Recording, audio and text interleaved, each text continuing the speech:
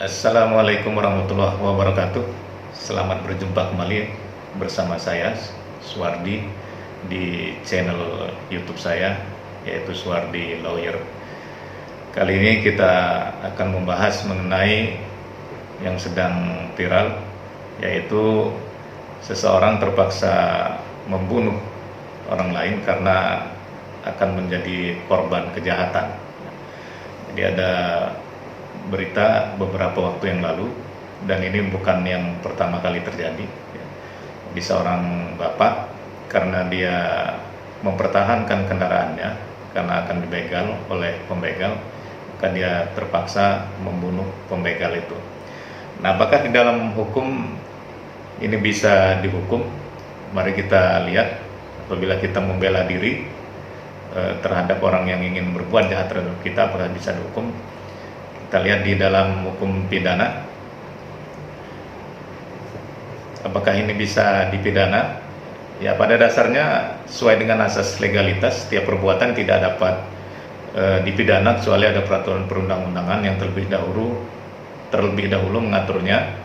Ini ada di pasal 1 angka 1 Kitab Undang-Undang Hukum Pidana. Jadi artinya segala perbuatan kejahatan itu tidak bisa dipidana jika belum ada aturan hukumnya atau belum ada perundang-undangan yang mengatur mengenai hukuman atau mengatur mengenai hal tersebut.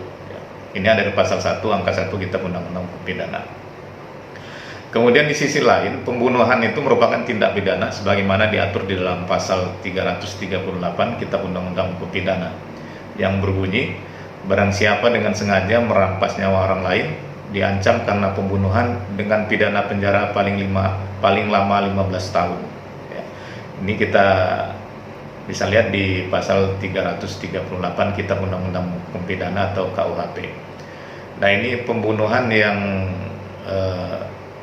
pada umumnya ya tidak ada embel-embel dengan berencana kemudian dilakukan dengan bersama-sama, tapi ini intinya pembunuhan lah. Ini ada pasal 338. Nah, agar dapat dipidana maka si pelaku harus memenuhi unsur yang pertama, barang siapa, kemudian dengan sengaja, kemudian unsur yang ketiga merampas nyawa orang lain. Ya, jadi ada 3 unsur ini seseorang itu dikatakan melakukan pembunuhan.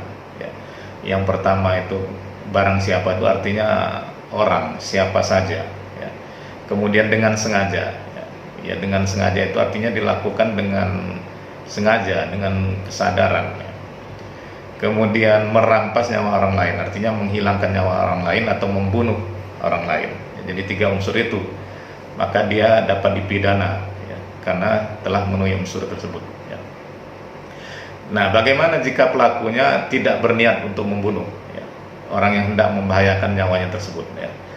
Jadi kalau pelaku pembunuhan itu membela diri ya, atau dia tidak ada niat ingin membunuh, tetapi dia justru membela dirinya karena akan dibunuh oleh orang lain, atau dia ingin melindungi dirinya, ini seperti apa di dalam Kitab Undang-Undang Hukum Pidana, maka bisa kita lihat.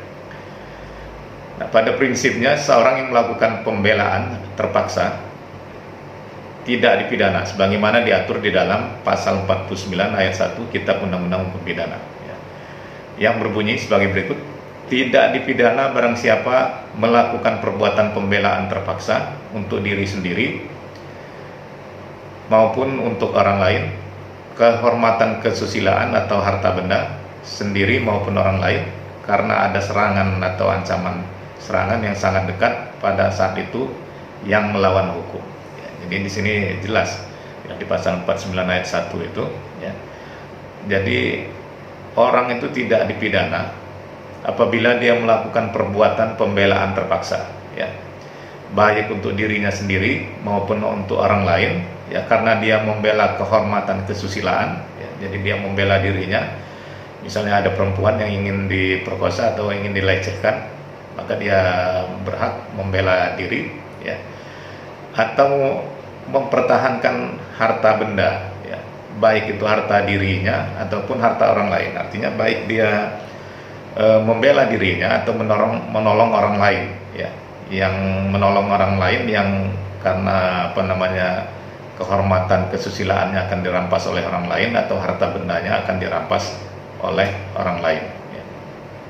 Karena ada serangan atau ancaman, serangan yang sangat dekat, ya, artinya dia dekat dengan yang membela diri itu tadi atau dengan orang lain itu tadi. Pada saat itu yang melawan hukum, ya. Jadi artinya ada orang yang melawan hukum, ya, artinya akan melakukan kejahatan terhadap diri dia sendiri maupun terhadap orang lain, ya. Namun demikian, agar tindakan si pelaku itu dapat digolongkan sebagai pembelaan terpaksa dan tidak dapat dihukum, maka tindakan itu harus memenuhi syarat. Jadi ada 3 syarat, ya, apabila seorang itu membela diri dan tidak dapat dihukum. Yang pertama, tindakan yang dilakukan itu harus benar-benar terpaksa untuk mempertahankan diri, ya. Jadi yang tindakan yang dilakukan itu memang terpaksa betul, ya.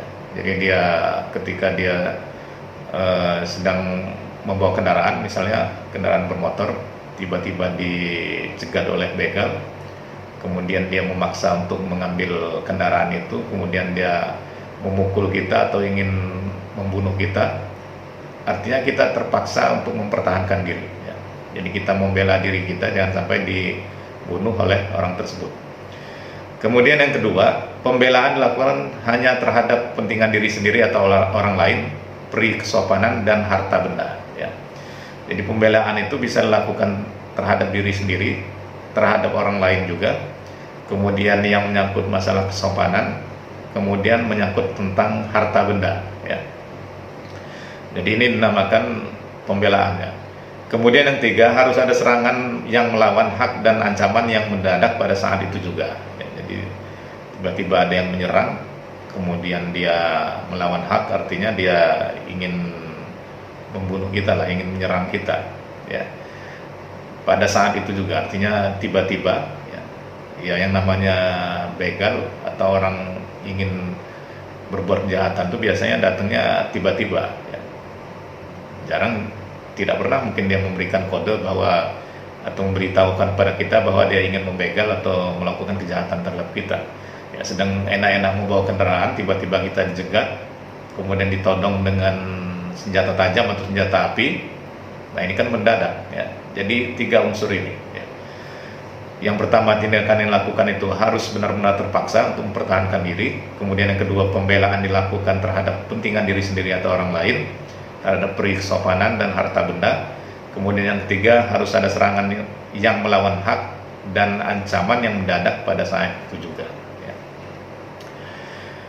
Nah, namun demikian, ya, perlu digarisbawahi bahwa yang berwenang menyatakan seseorang itu bersalah atau tidak melakukan tindak pidana adalah majelis hakim, ya, berdasarkan fakta-fakta yang terungkap di persidangan melalui putusan pengadilan, ya.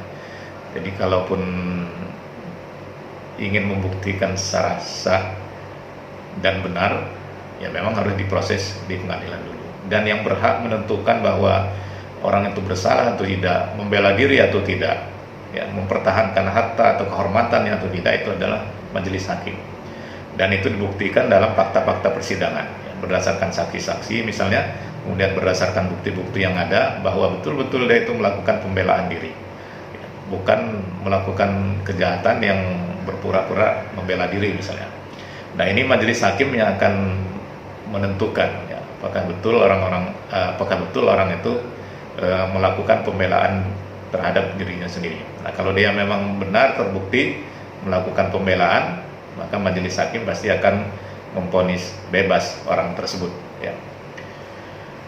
Demikian tadi sekilas masalah pembelaan diri.